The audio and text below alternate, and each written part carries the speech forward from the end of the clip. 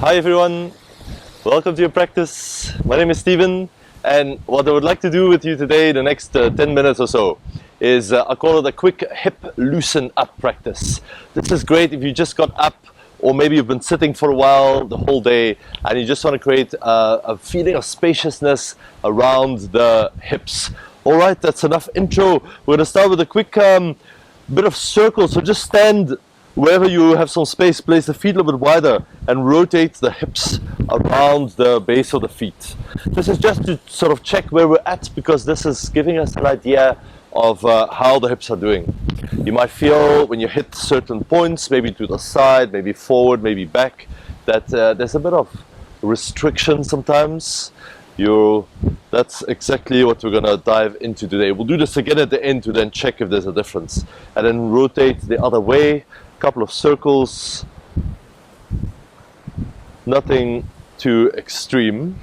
This is just to check in with how we're doing. Try to register where you feel some spots that feel they could use a bit more space, and then grab a block or something. Maybe you've got a little step that you can stand on, doesn't really matter, but you basically want one foot to be a little bit higher than the other. I'm using a yoga block, but a thick book or something will also do here. So place your left foot on that step or whatever you're using, and then dangle the right leg. I don't have a wall nearby in the studio, but if you've got a wall or a chair or something to hold on to, that might be really useful, because what we'll do is start to swing that right leg forward and back. So at first, just be a little bit gentle with this. Just dangle the leg and create a bit of forward and back movement. I might fall over a couple of times, but if that happens, don't copy me. Just continue swinging your leg. Nice. And then maybe if it feels good, you can increase the momentum to swing that leg a little bit more forward and back, forward and back. You might involve the arms if that feels good, to get the whole body swinging. And we want to start to imagine that leg is not just hanging from the hip, but is actually hanging from the top of the spine. So the whole spine is going to be moving, and you'll probably feel that in the lower back if you pay attention. Good. Last 3, 2, 1, and come off. Let's step the other foot on the block. It's my right foot, unless if you've done the other side first. And then dangle the left leg and start to move a little bit forward, a little bit back. A little bit of gentle at first, just to give your body time to adapt to this. There's a strong sea breeze today, so I'm just going to blame that for me losing my balance. Remember, you can hold on to something, a cupboard, a wall, a husband, whatever is nearby, and then swing a little bit more strongly. And just try to relax the leg as much as you can and feel the connection between the leg and the spine. Actually, what we're getting into is a group of muscles called hip flexors. The psoas is one of the major hip flexors, but there's a couple of other ones. And these muscles tend to tighten up in long periods of sitting. So we're just creating a bit of space here. Nice. Last 3, 2, 1, and step off the block.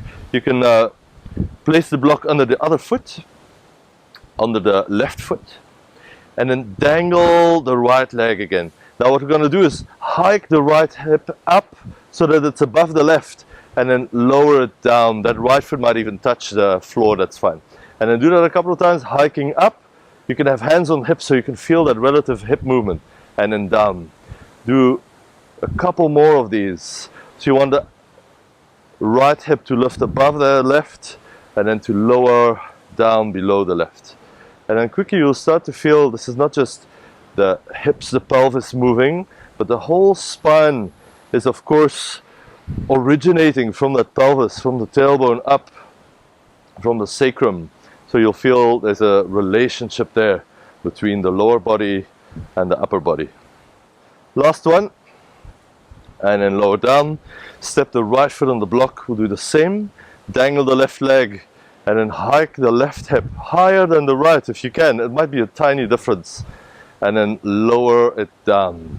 And then lift up, This is also really good to strengthen the tiny muscles around the joints and the connective tissue, because we don't often do these kind of movements in a regular day. So we could do with a little bit more of this. So hike the left hip up as high as you can. It's like you're suctioning that left leg up into the socket, and then you're reaching down to that left leg. Maybe it touches down, depending on how high your step is or your block. And then one more, and then slowly lower down. Now we won't need the block anymore. Now we'll start to move. We did one hip lower and one hip up. Now we'll do one hip forward and one hip back. We're going to start with the right leg. So reach the right leg forward, and imagine trying to reach the right hip forward and the left hip back. You don't need to keep that leg straight, it could be a little bit bent. And then do the same, but swing the leg back and move the right hip back. You're standing on one leg. Again, you can hold on to a chair or something nearby. Right hip forward, left hip back. Right hip back, left hip forward. Again, try to really move one hip forward as if you're walking. Actually, this is what happens when you're walking. We're just exaggerating a little bit with these movements. Don't worry too much about your alignment. Just let your body figure this out. How can you get one hip forward and one hip back of the other one? And then place the right foot down. Again, left foot forward, right hip goes back, and then left hip, move it back so that the right hip goes in front. And then just imagine that movement of the hips. Actually, you don't have to imagine, you can probably feel it with your hands. I like to hold on with the hands so that I'm feeling that relative movement of the hips. Ooh, almost got blown away in the middle of my video. Let's do one more. Left hip forward, left hip back. Nice. Now I've got one more movement.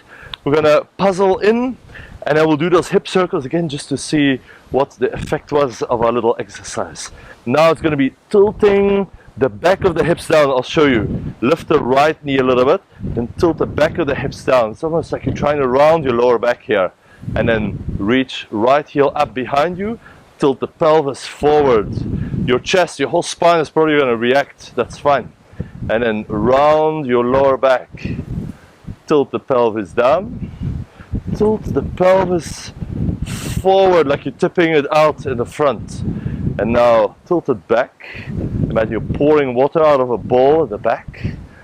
And then tip the bowl forward. Good, place the foot down. You'll feel there's some sneaky hip strengthening as well, which is a really good thing. Lift the left knee. Tilt the bowl back so the back of the pelvis goes down, the front goes up.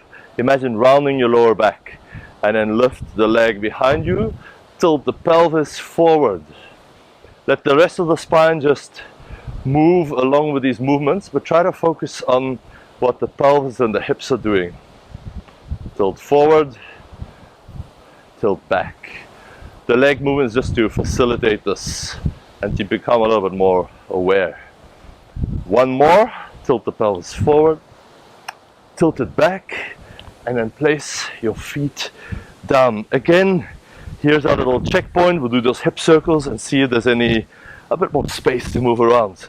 So we're standing slightly more than hip distance apart, hands on the hips, start to circle in one direction. And I don't know about you, but I can definitely feel that this is way smoother than when we just started. So in just 10 minutes of time, we have caused that joint to move a little bit more smoothly, create a little bit of space after sitting or traveling, whatever you've been doing. Change the direction and just notice, how do you go to the side, how do you go back to the other side and forward. Is there a bit more space to move around in? One more circle. Nice. Here we go. Repeat this often. This is part of my daily practice. I hope you've enjoyed. Thanks for joining me today, and take good care.